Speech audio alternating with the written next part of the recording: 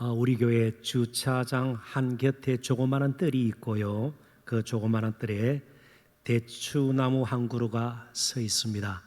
잘 아시는, 지금 보니까 굉장히 열매가 많이 맺혀 있더라고요. 제가 부임할 때부터 있었던 나무입니다. 그래서 가끔 저도 힘들고 지칠 때 책상에서 일어나 창너머로 그 나무를 보게 됩니다. 요즘 더욱 그렇죠.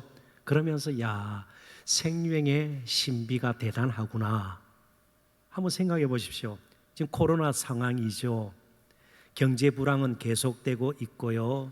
전쟁, 기근, 지진, 난리 소문은 여기저기서 끊임없이 이어져 우리에게 보도되고 있습니다. 우리 교회는 어떤가요? 아무래도 코로나 이전보다는 역동성이 조금은 줄어든 것도 사실 아니겠습니까? 모임과 사이에 한계가 있는 것 분명히 우리들이 알고 있는 사실입니다. 그럼에도 불구하고 저 대추나무는 아무런 일도 없는 것처럼 싱싱하게 자라서 풍성한 열매를 맺고 있습니다. 그 안에 생명이 있기 때문에 그렇죠. 누가 특별히 돌본 것도 아닌데 말이죠. 혹시 우리 가운데 저기 누가 비료를 주신 적이 있나요? 안 그럼 나무에 무슨 좋은 영양 주사를 주신 적이 있나요? 아니에요.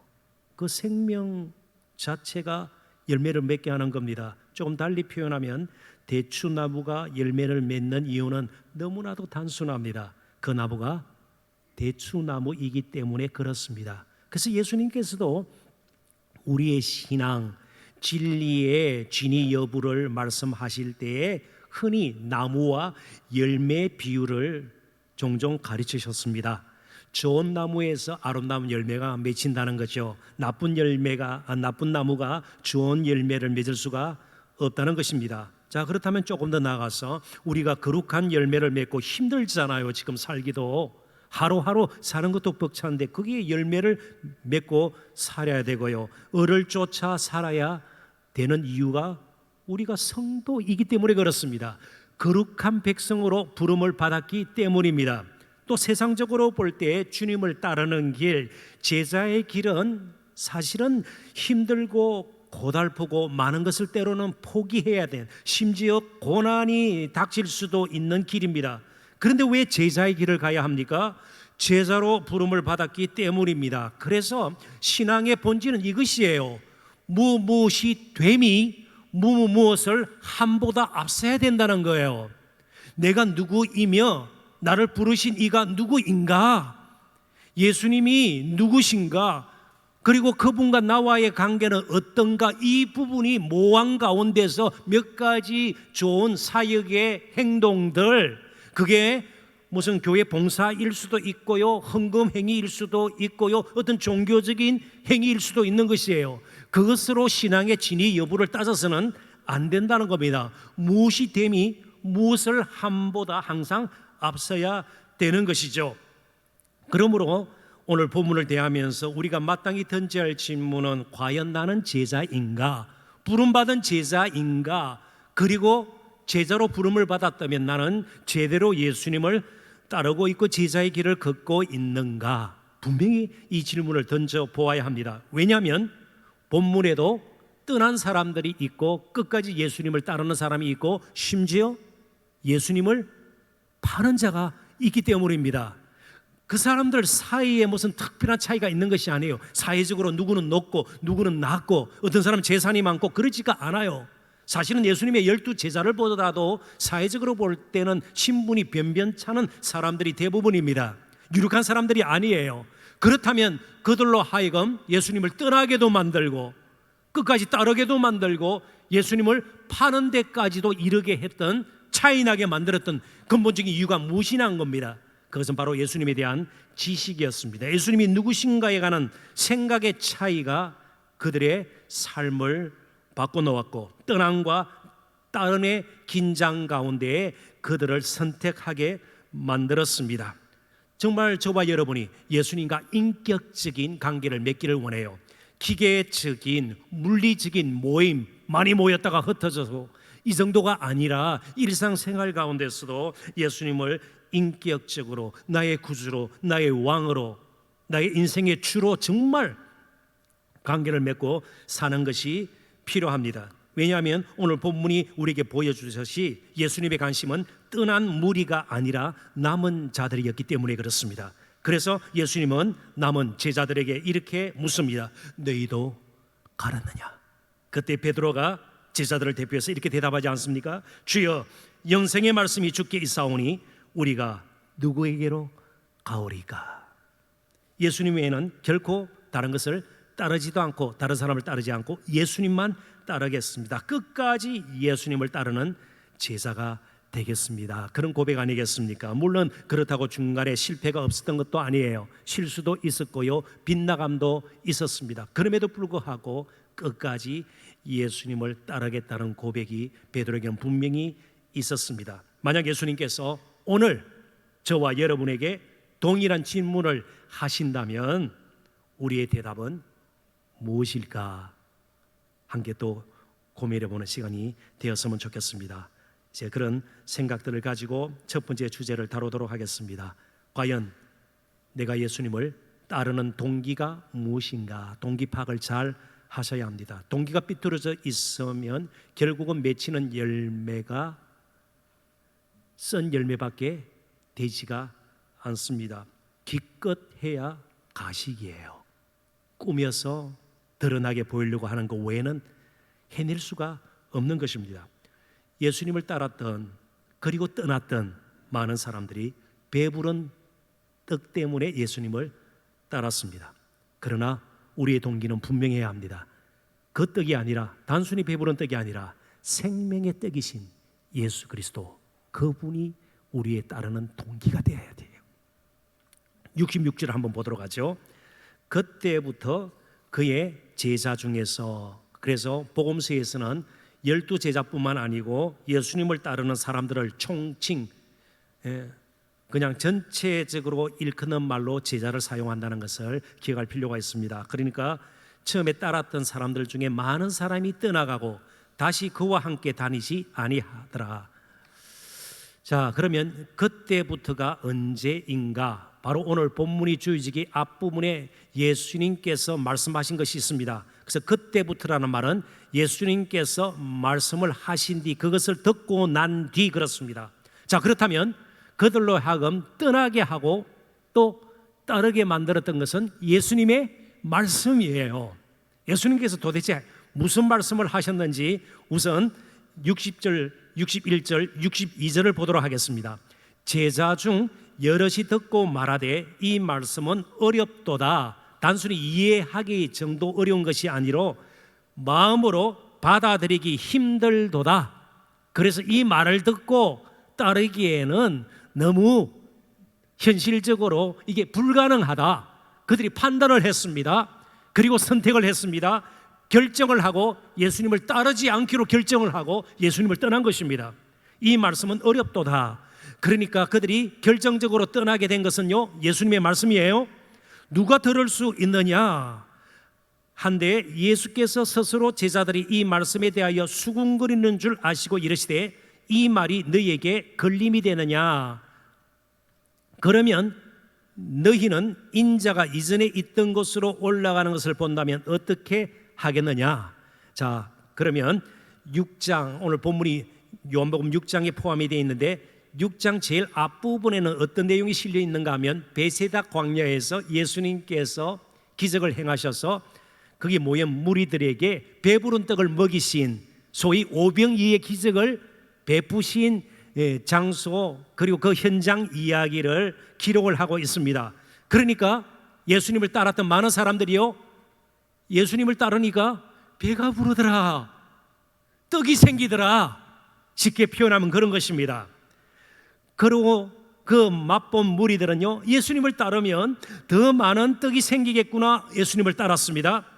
그리고 예수님께서 여러 가지 모양으로 기적을 행하는 것을 보았습니다. 병자가 고쳐지고요, 바다 위로 걷는 것도 가까이서 본 사람도 있을 것이고요, 여러 가지 모양으로 예수님께서 행하시는 기적의 복들도 그들이 맛보았습니다. 그래서 예수님을 따른 것이에요. 그런데 한순간에 이제 예수님께서 하신 말씀이 등장합니다. 예수님이 더 이상 배부른 떡에 대해서도 말씀하시지 않고요, 기적 행함에 대해서도 별로 언급이 없으시고요, 그리고 난데없이 자신의 살과 피에 대해서 이야기를 하는 거예요. 나의 살을 먹고 피를 마시는 자는, 이런 식으로 나오는 거예요.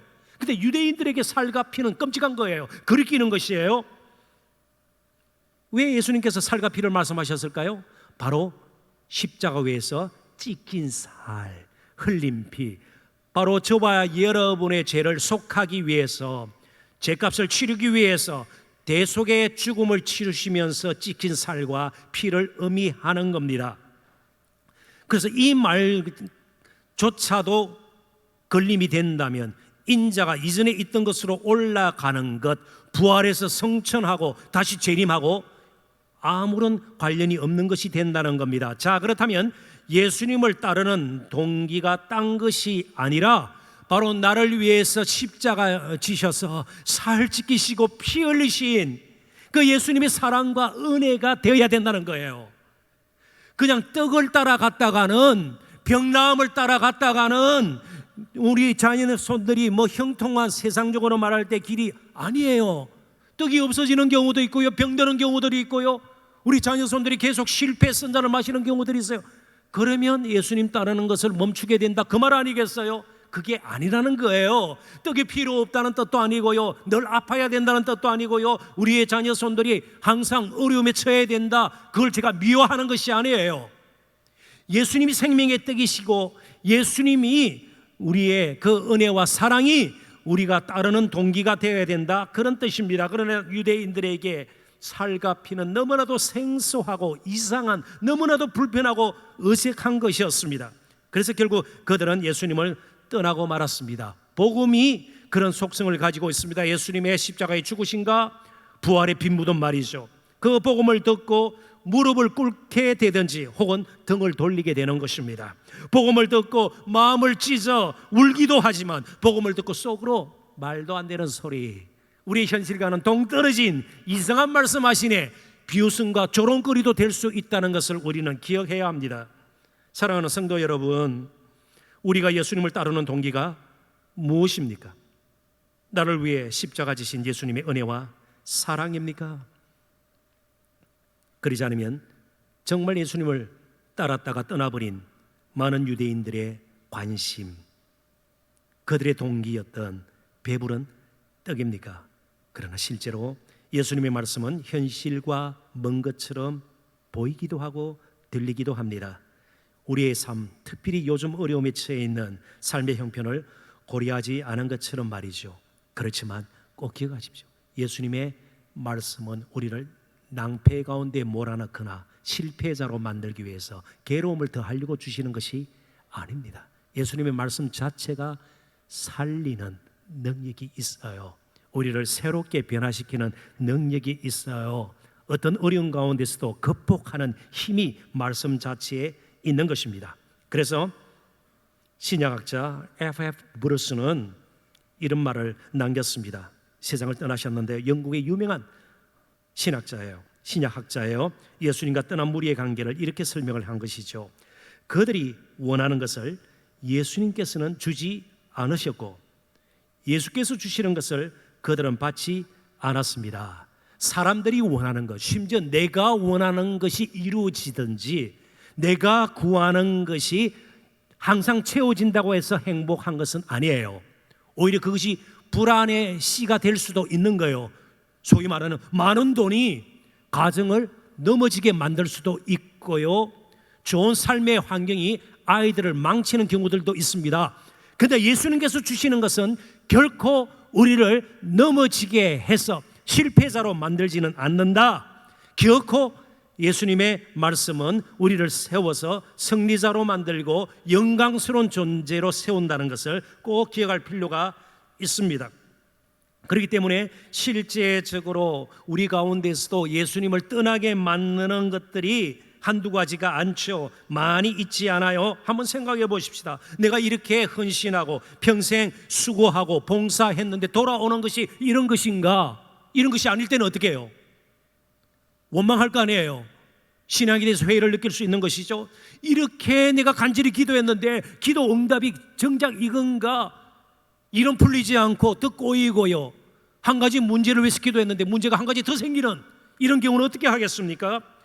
더 나가서 나는 그렇게 예수 믿으려고 애를 쓰고 시간도 들이고요, 기도에 무릎도 꿇고요, 어떻게든 참고 그러는데 믿지 않는 사람들 보니까 덩덩거리며 살고요, 너무 평안해 보이고요. 모든 믿음의 선지인들, 구약의 인물들 특별히 보면 다 그런 미혹에, 때로는 그런 속상함에 한 번쯤은 넘어진 사람들이에요.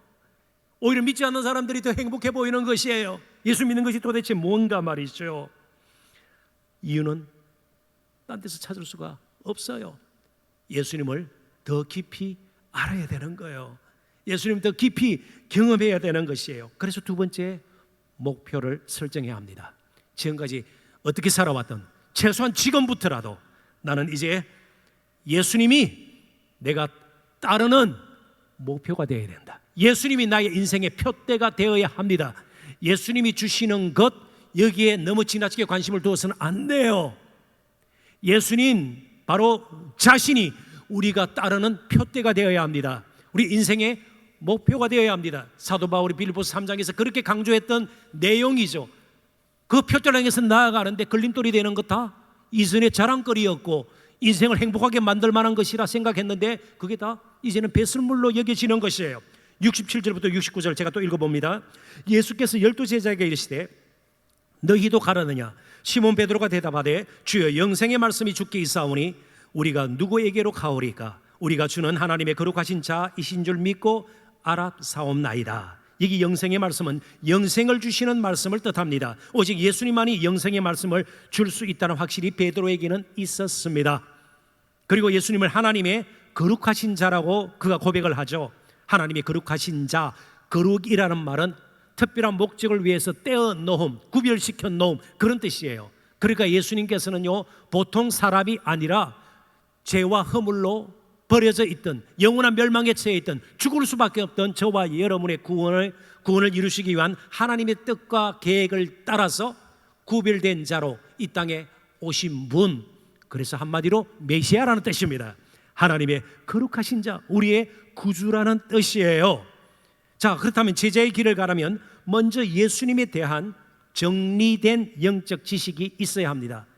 흔들렸다가 요동쳤다가, 그죠? 한번 뜨거웠다가 식었다가 아니고 정리된 예수님에 대한 지식이 있어야 되는 것입니다. 정말 우리에게 필요한 것이 무엇입니까? 떡이 필요하지만 사람이 떡만으로는 살 수가 없습니다. 실제로 우리가 경험하지 않아요? 예? 평소에 즐거울 때는요, 라면도 진미예요. 그렇죠? 그렇지 않습니까? 그래서 우리 교회에서도 김밥하고 컵라면 이렇게 드시고, 요즘요 밥을 안 하니까 이 봉사자들이 말이죠, 그거 기쁜 일이에요. 그런데 마음이 상하고 스트레스를 받고 그럴 때는요, 아무리 고급 레스토랑에 가서 먹어도요, 잘못 먹으면 체해요. 막 위궤양이 생길 수 있는 것이에요. 이 마음의 문제죠. 그렇습니다.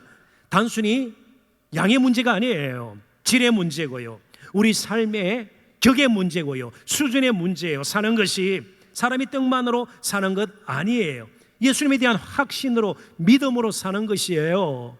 먹음으로 사는 것이 아니에요. 근본적인 그런 인생의 가치는요. 그래서 모든 믿음의 선진들이 구호처럼 외쳤던 것이 무엇입니까? 의인은 오직 믿음으로 말미암아 살리라.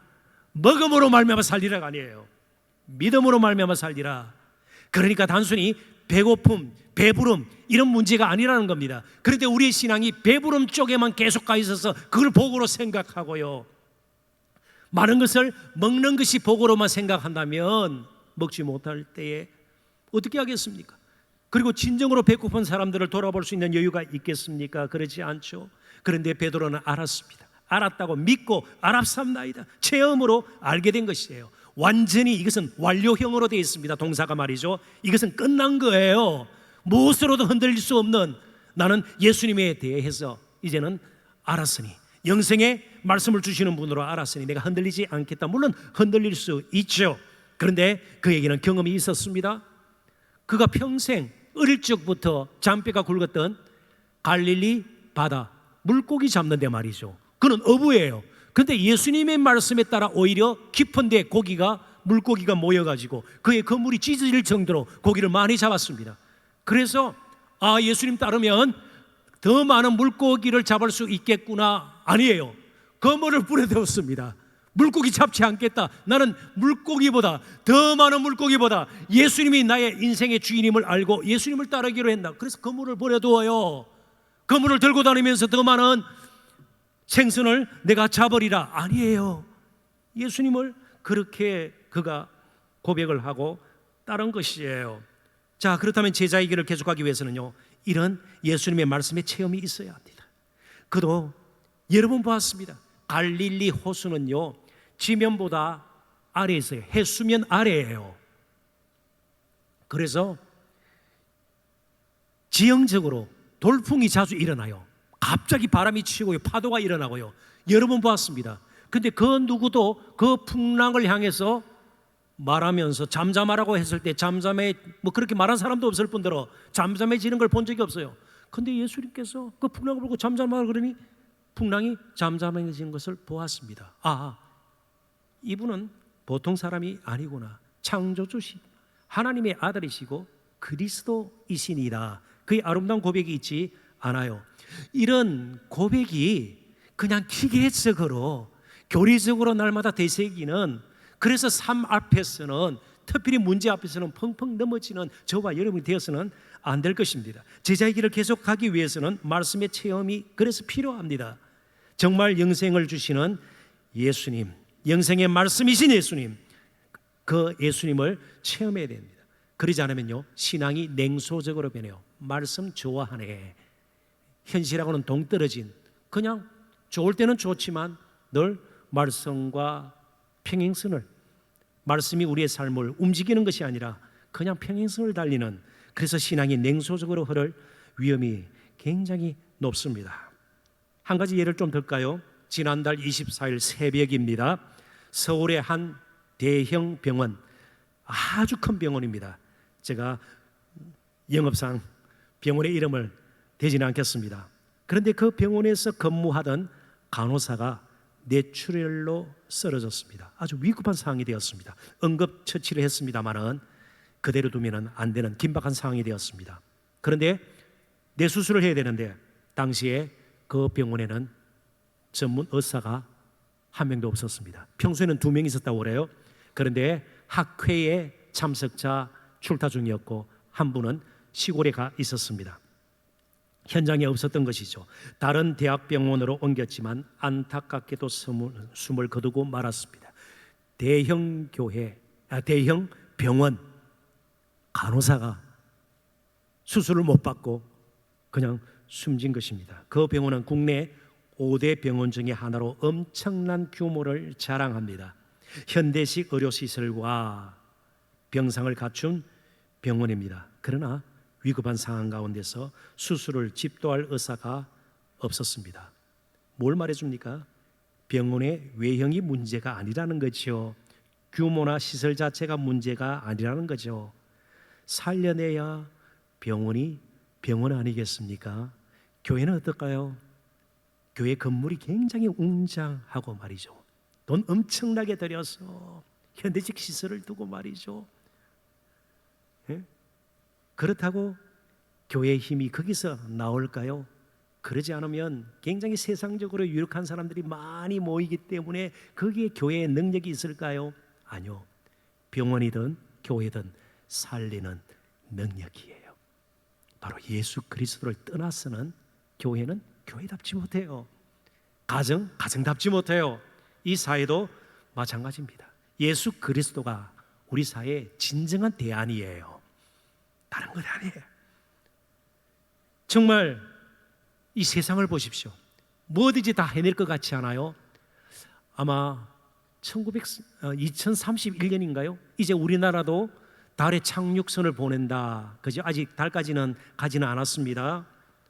우리가 사용하고 있는 엄청난 문명 기기들을 보십시오. 스마트폰을 보십시오. 다 해낼 것 같지 않아요? 이제 이 세상에 유토피아가 막 낙원이 이루어질 것 같지 않아요? 아니에요. 살림이 좀 나아지고 씀씀이가 커지고 불만도 더 커지는 거예요. 갈등이 더 많이 생기는 거예요. 점점 힘들어지는 거예요. 스트레스 더 쌓이게 되는 것이에요. 제가 어릴 때만 하더라도 극단적인 선택 이런 말 쓰지 않았습니다. 극단적인 선택 우리 어릴 때 들어봤어요? 그런 거 쓰지 않았습니다. 예? 그러니까 뭔가 선택거리도 많고요. 그렇습니다. 제가 살던 미국에만 당시 살 때요, 치약만 40가지예요. 마켓 가면 어떤 치약을 살까? 너무나도 풍성해 보여요. 그런데 단 한 가지, 그 무엇도 그 누구도 영생을 줄 수는 없는 거예요. 오직 예수 그리스도 안에만 생명이 있어요. 자, 그렇다면 우리가 사는 동안 지금까지 어떻게 사셨던, 이제 지금 나이가 어떻게 되셨던, 앞으로 사는 동안, 그리고 우리 자녀손들을 향해서 분명히 우리가 생각을 해야 합니다. 이 세상 사는 동안 가장 중요한 것, 가장 극적인 경험이 무엇인가? 새 차 구입하고 그 기분 좋은 거예요. 새 옷 입는 거, 그거 좋은 거예요. 새 집으로 이사 가는 거 좋은 거예요. 새 가구 장만하는 것 기분 나쁘지 않아요. 좋습니다. 필요 없다는 뜻이 아니에요. 그렇지만 예수 믿고 거듭나 새 사람 되고 새 생명을 얻는 것보다 더 감격적인 일은 없다 이 말이에요. 이걸 제쳐두고 자꾸만 다른 것으로 어떻게 삶을 좀 다듬어 볼까? 되지가 않아요. 이 땅에 태어나 사는 동안 가장 극적인 경험은 바로 예수 믿고 거듭나는 것입니다. 예수님을 떠나서는 우리는 살 수 없게 돼 있어요. 그래서 이제 우리의 고백도 분명해야 합니다. 영생의 말씀이 계심에 주께 이사오니 우리가 누구에게로 가오리까? 그렇지만 결단한 만큼 우리가 계속해서 힘있게 예수님을 걸을 수가 없습니다. 왜요? 세 번째, 저와 여러분이 지금 영적 전쟁 중에 있기 때문입니다. 그래서 제가 조금은 비약하는 느낌이 있습니다만은 예수 대충 믿어가지고는요, 믿는 것도 아니고 차라리 믿지 않는 것처럼 그냥 믿지 않는 사람들처럼 마음껏 살다가 그것도 아니에요. 어중간하게 그렇게 사실 수밖에 없어요. 예수 믿는 사람 같지도 않고, 그렇다고 또 예수 믿지 않는 사람처럼 살려고 하니까 부담이 되고, 이 정도가 아니에요. 차라리 예수 잘 믿으시는 저와 여러분이 되어야 돼요. 제자라면 제자의 길을 그냥 가면 되는 거예요. 왜냐하면 영적 공격이 만만치가 않아요. 미혹하고 유혹하는 것들이 만만치가 않아요. 그래서 부름에 대한 확신을 가지고 계속해서 우리는 제자의 길을 가야만 합니다. 전치 상황이에요. 예수님 당시에도 그랬고요, 오늘날도 마찬가지예요. 70절 71절 보고 이제 말씀을 정리하도록 하십시다. 예수께서 대답하시되 내가 너희 12를 택하지 아니하였느냐? 제자들이 예수님을 택하지 않았습니다. 예수님이 12 제자를 택하셨어요. 저와 여러분이 예수님을 찾아가서 믿게 된 것 아니에요. 예수님께서 우리를 불쌍히 계시고 우리를 택하셔서 예수 믿게 하셨습니다. 은혜로 예수님의 제자가 되게 하셨습니다. 그러나 너희 중에 한 사람은 마귀니라. 이 말은 가룟유다가 마귀라는 뜻이 아니에요. 마귀의 유혹에 넘어가서 마귀의 도구가 되어버렸구나. 이 말씀은 가룟 시몬의 아들 유다를 가리키심이라. 그는 12 중에 하나로 예수를 팔자르라.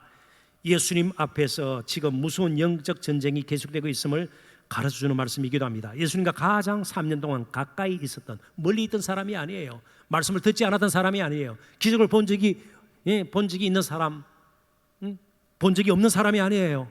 너무 가까이서 예수님을 보았고 들었고 그리고 예수님의 기적을 경험했던 사람이에요. 그럼에도 불구하고 마귀의 도구로 쓰임받았다. 뭐예요? 영적인 전투가 치열하다는 거예요. 그런데 우리가 대충 믿어서 어떻게 그 유혹과 미혹과 여러 가지 우리 마음을 뒤흔들어 놓는 제자의 길을 가는데 막아서는 장애문들을 뛰어넘고 계속할 수가 있는가 말이죠. 가룟 유다는 12 제자 중에 있었지만 진정한 제자의 길을 걷지 않았습니다. 예수님 마찬가지입니다.